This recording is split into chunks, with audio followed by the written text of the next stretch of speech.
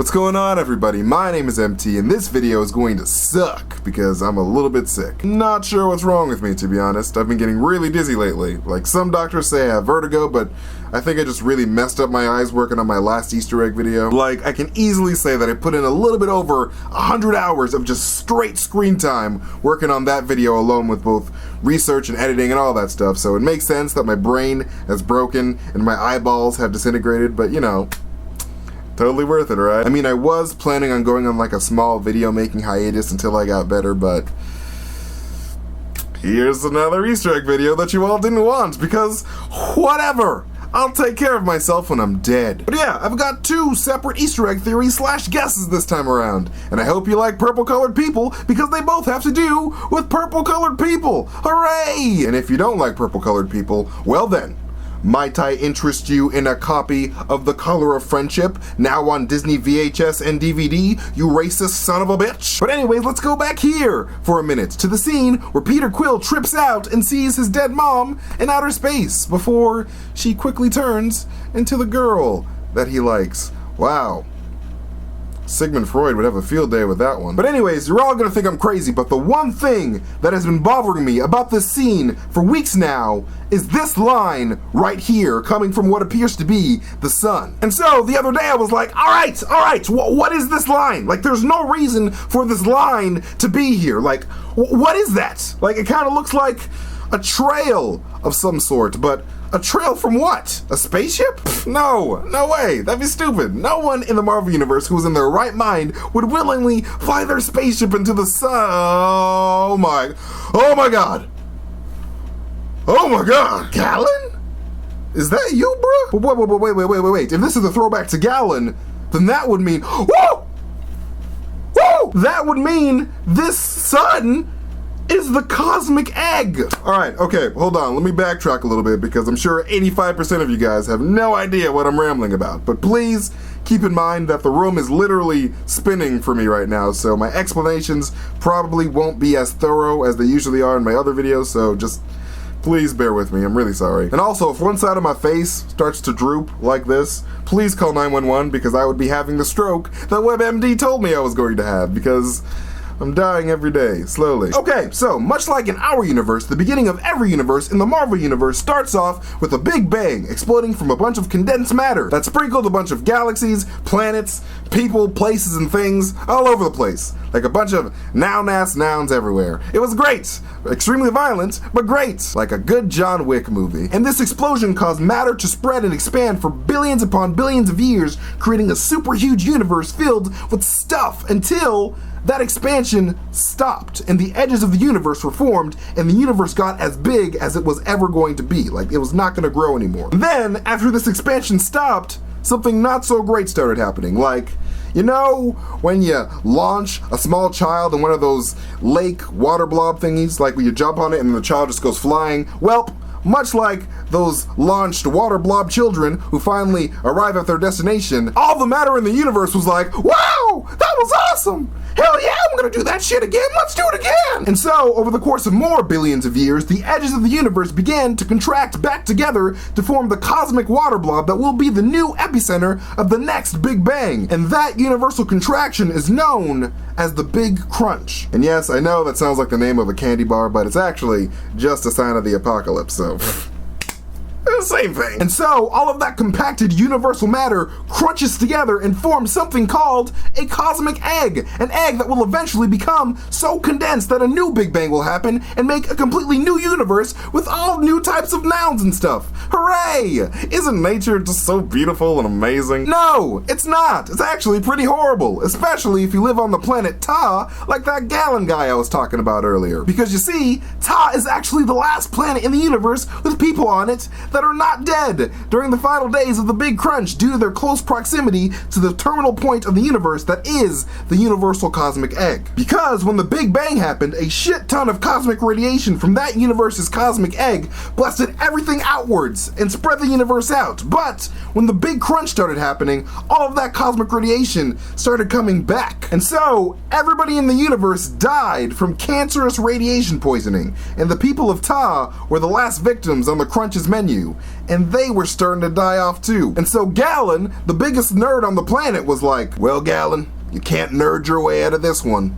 You're gonna die today. But if me and my science nerd friends are gonna die today, we ain't going out like no bitch. So woo! I go hard in the motherfucking paint, nigga. Yup, rather than spending their last moments with family, Galan, Minkus, and the Science Fair squad decided to fly a spaceship directly into the sun that was the cosmic egg. Because yes, awkward family get-togethers are really that bad. And of course, everybody on the spaceship died from crispy flesh syndrome. Everybody but Galan, whose essence was being transformed inside of the cosmic egg by that universe's version of eternity. And then that essence was released after the 616 universe's Big Bang as everyone's favorite cosmic hungry hippo, Galactus.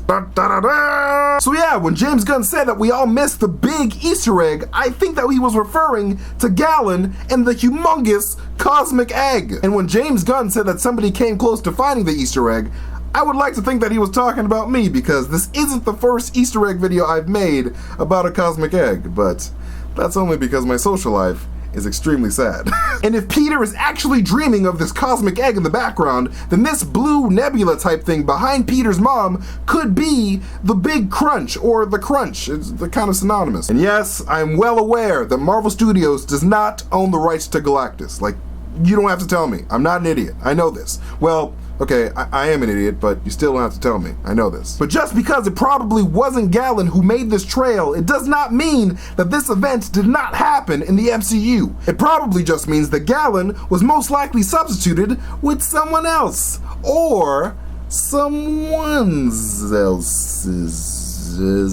That doesn't make any sense. I think that I have an idea as to who they could be, and it ties directly into that big MCU theory that I referenced in my last video. And that theory being that the Celestials and the Elders of the Universe are one and the same in the MCU, or at the very least, heavily connected. I think that the Elders of the Universe could have made this trail into the cosmic egg and were transformed into the Celestials at the beginning of the MCU, but have since lost their godhood or are deliberately choosing to remain in these human-like forms. Anyways, yeah, cosmic egg, literally an egg. Yay, great, whatever. Alright, time for Easter egg guess number 2, which I think is here with the Nowhere Dispatcher. And hey, speaking of the Elders of the Universe, I think that the Nowhere Dispatcher may be talking to the Traitor, who is one of a very small list of very specific people that the Collector actually views as friends. And just in case you don't really know too much about the background of the Elders of the Universe, in super basic terms, the Elders of the Universe are this group of people who were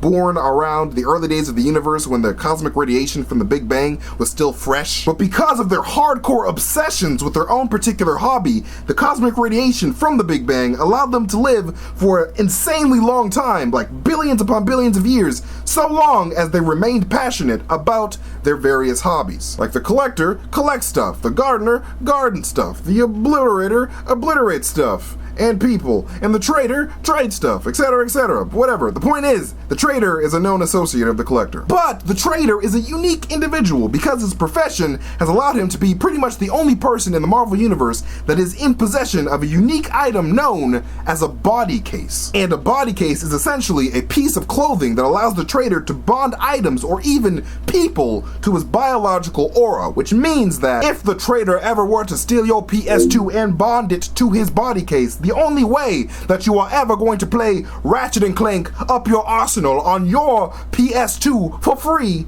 is if you kill him. You have to kill him to get your PS2 back if he bonds it to his body case. Which is a really big problem, considering that in the comics, none of the Elders of the Universe can die. So basically, if you want your PS2 back, you're gonna have to trade him for it, and trading is what this little purple bastard is all about. But anyways, the reason why I'm saying all of this is that in the movie, the Nowhere Dispatcher says the following when he is ordering items from this unknown entity. Alright, let me get 3 Cornex batteries, 7 cases of Kotati seed. No, cases!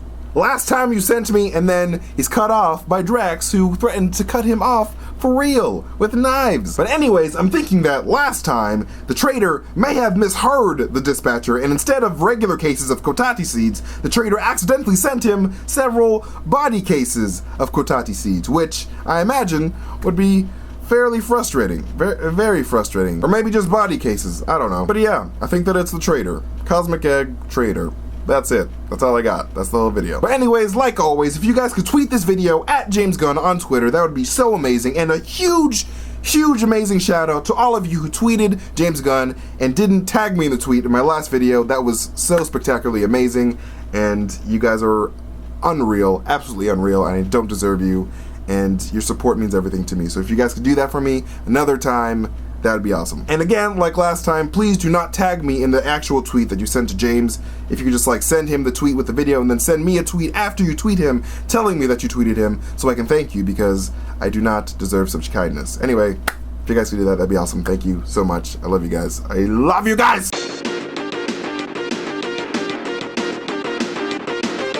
I think that the Elders of the Universe could have made this trail into the Cosmic Egg and were transformed into the Celestials at the beginning of the MCU, but have since lost their godhood or are deliberately choosing to remain in these human-like forms. But why do I say all of this? Well, I think the real question is, why do I say half the things that I say? Because it all just ends up being bullshit. But no, seriously, check this out. In Guardians 1, when the Guardians go to nowhere to meet up with the Collector sends them into a bar called the Boot of Jemiah. But just who is this Jemiah anyway?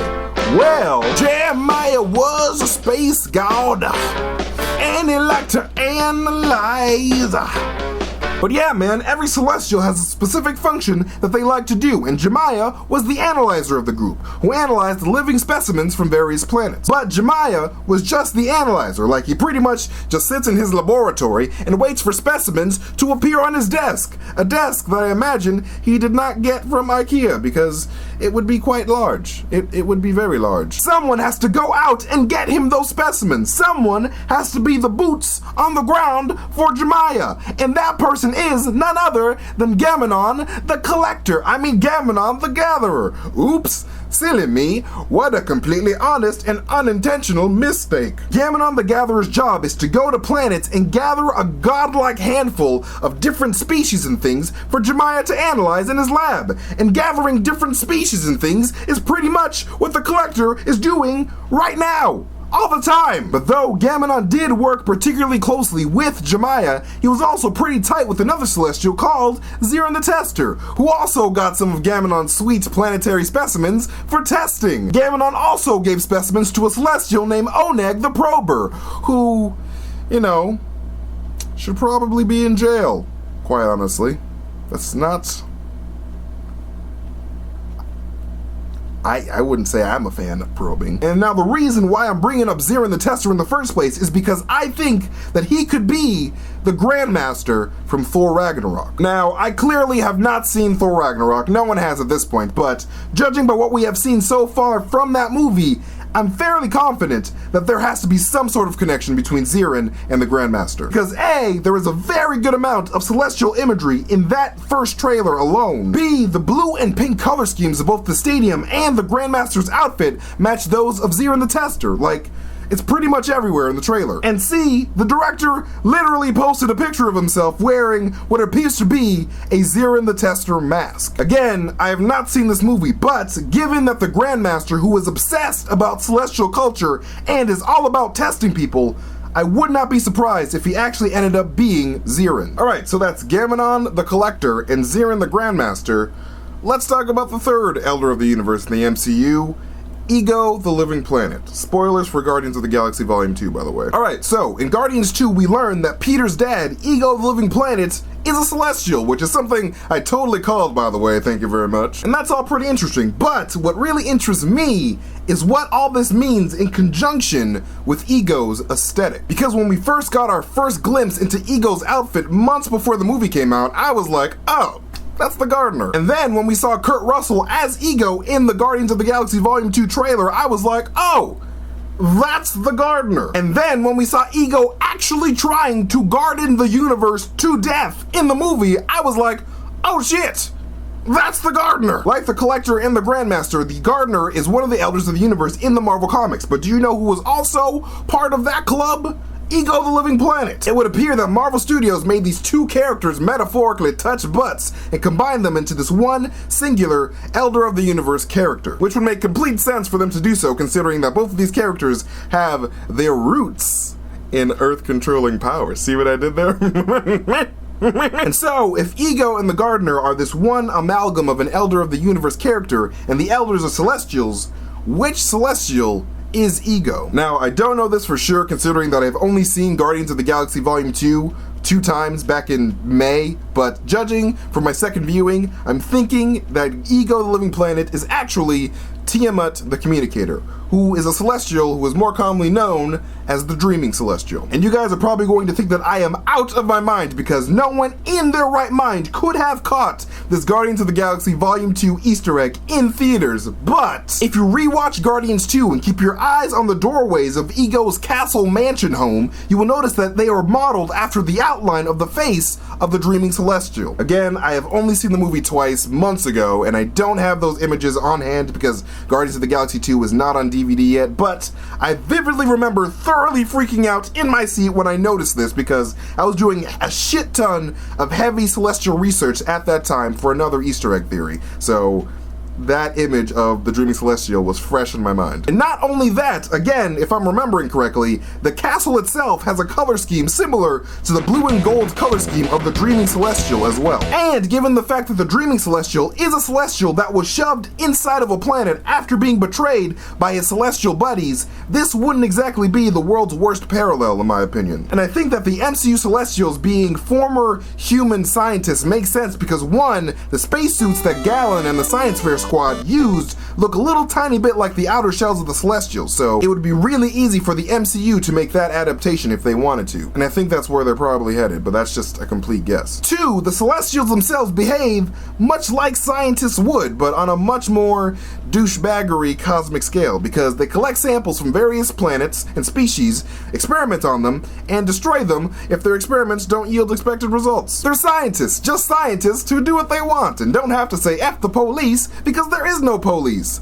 Though they should have police because Oneg the Prober should be in jail. And three, and probably most importantly, in the comics, becoming Galactus-type godlike beings at the beginning of a new universe was specifically the main goal of the Elders of the Universe when the group was first introduced in the Silver Surfer comics. In this comic specifically. Look at them. Look at them. They're up to no good. Alright, okay, I should probably wrap this video up so I can lie down because I feel like shit.